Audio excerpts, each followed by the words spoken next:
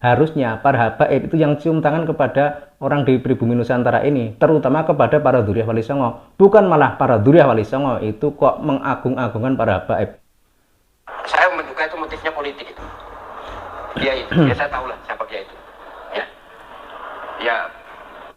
Jadi ini anggapan atau tuduhan bagi orang yang selama ini membahas nasab Ba'alawi. Itu dianggap motifnya itu politik.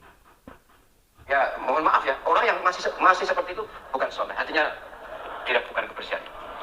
Dan dikatakan pula orang yang seperti itu bukan orang soleh atau belum soleh dan hatinya kotor. Jadi soal andai kata ada masalah dengan nasab habaib terutama Bani Alawi, tentu tidak diekspos. Mesti akan didatangi tokohnya kemudian diajak dialog.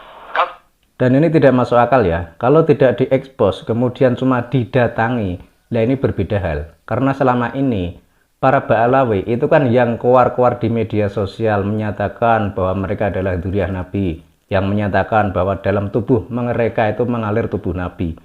Ini kan kalau misalkan cuma didatangi orang per orang, ya ini tidak menyelesaikan masalah. Karena ini kan yang menjadi dampaknya, yang mendapat dampak itu kan masyarakat luas. Karena selama ini menganggap bahwa para Ba'alawi atau para habaib dari Yaman itu adalah keturunan Kanjeng Nabi. Kan seperti itu. Jadi kalau cuma didatangi satu persatu, ya percuma. Ekspos dan tujuannya sudah lain, niatnya sudah lain. Dan ini dari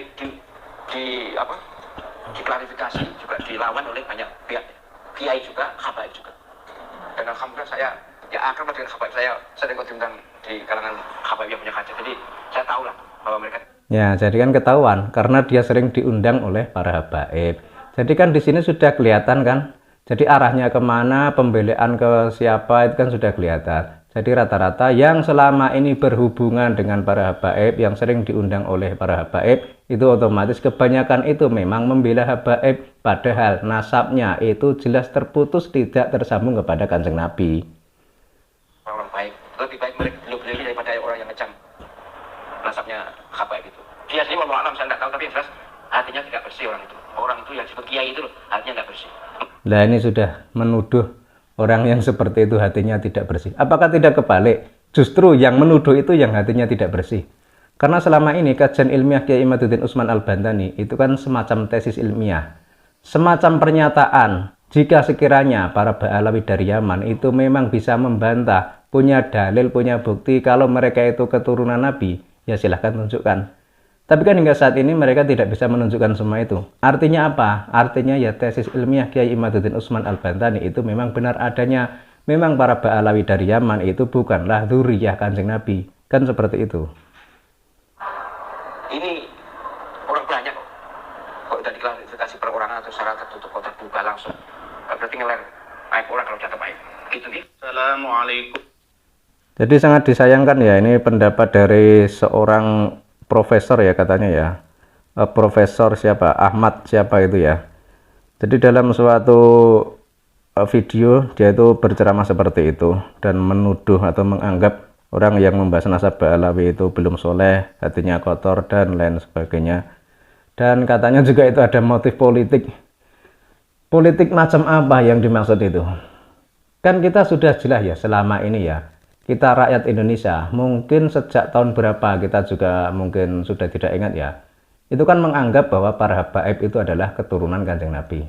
Tapi ternyata setelah dilakukan kajian ilmiah, ternyata nasab mereka itu terputus dan tidak tersambung kepada Kanjeng Nabi. Lah harusnya kalau orang itu memang membela kebenaran, harusnya itu menerima kebenaran yang datang ini. Kebenaran tentang nasab Ba'alawi memang tidak tersambung kepada Kanjeng Nabi. Jadi jangan mentang-mentang sudah menjadi muhibbin, sudah menjadi pecinta, kemudian fanatik buta, tidak mau menerima kenyataan ini. Itu kan jangan sampai. Kemudian yang belum lama ini beredar dan lagi ramai menjadi perbincangan di media sosial, itu juga terkait masalah adanya beberapa makam palsu. Misalnya makam KRT Sumodiningrat yang di daerah lain, yakni di daerah Semarang, itu diklaim sebagai Habib Hasan bin Toha bin Yahya. Lah semacam ini kan sebuah pemelencengan sejarah. Apakah hal seperti ini juga akan dibiarkan?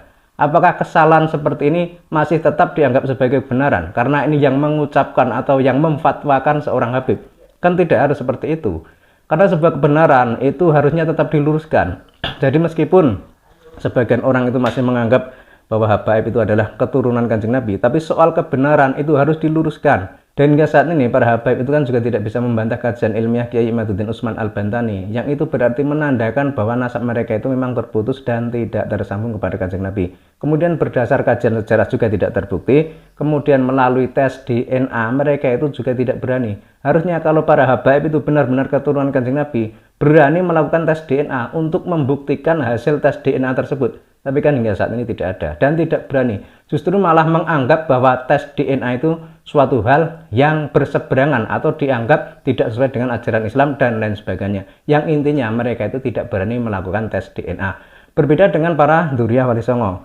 Beberapa Duriyah Wali Songo itu sudah melakukan tes DNA dan ternyata nyambungnya itu memang ke Kanjeng Nabi. Makanya harusnya kalau para Ba'alawi dari Yaman itu memang benar-benar keturunan Kanjeng Nabi, harusnya mereka itu berani melakukan tes DNA. Dan kalau kita berbicara tentang tes DNA ya, tentang haplogroup, ternyata kalau kita mendengar penjelasan dari Dr. Sugeng maupun Dr. Arikim maupun yang lainnya yang ahli tes DNA, itu ternyata haplogroup itu juga sebagai penentu. Artinya jika masih nyambung ke Sayyidina Hasan maupun Husain, itu harusnya haplogrupnya itu J1. Nah kalau para Ba'alawi dari Yaman itu kan sudah banyak beredar di internet, di media sosial lainnya bahwa ternyata haplogrupnya itu justru bukan J1 tapi malah G. Nah G itu diidentifikasi itu ternyata malah bukan dari kalangan Arab. Tapi haplogrup G ini ternyata bukan dari ras Arab tapi dari Yahudi Kaukasia. Kemudian terkait persebaran haplogrup tadi yang masih nyambung Kanjeng Nabi, itu ternyata itu orang di Nusantara itu malah banyak sekali yang masih nyambung ke Kanjeng Nabi berdasarkan haplogrup tadi. Nah ini kan sebagai bukti, sebagai penanda bahwa memang orang di Nusantara, orang di Indonesia itu ternyata kebanyakan itu adalah masih keturunan Kanjeng Nabi.